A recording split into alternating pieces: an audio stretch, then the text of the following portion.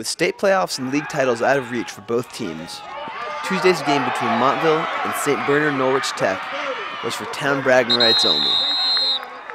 The game was lopsided from the start, with Montville opening the game with a 6-play drive culminating with a Kenny Strecker touchdown run.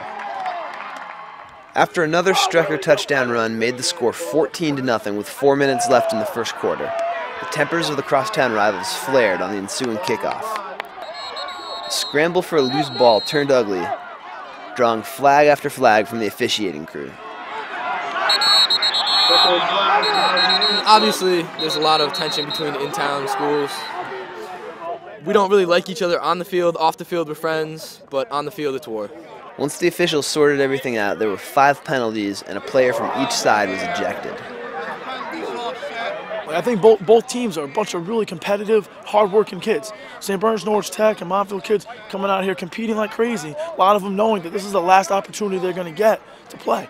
And so early on, there's going to be some of that stuff. And I know that Coach Cook and I talked, and we told the kids, just play the game. Just play as hard as you can, as well as you can, and take care of that other stuff. After the dust settled, Montville scored again on the first play of the second quarter on a Nick Clemens pass to Brandon Johnson, making the score 21-0.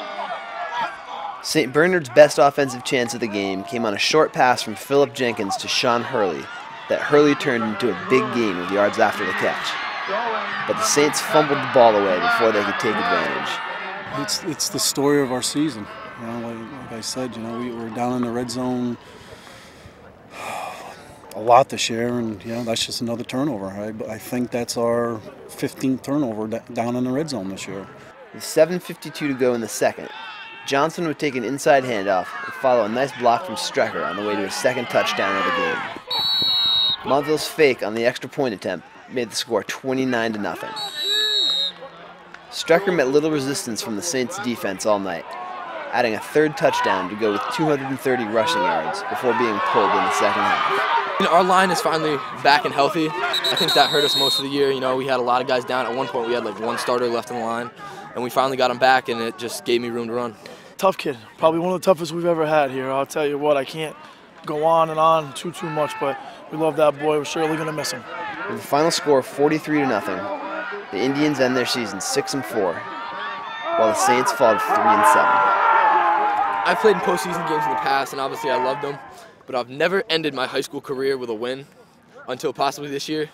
So it might be a good way to go out. Our goal and objective here in the program is to play in December, you know, and that's what it is, and it will not change. But to go out with this group here, who faced so much adversity throughout the year, with a win this week is real special, and they deserve it, and they've earned it.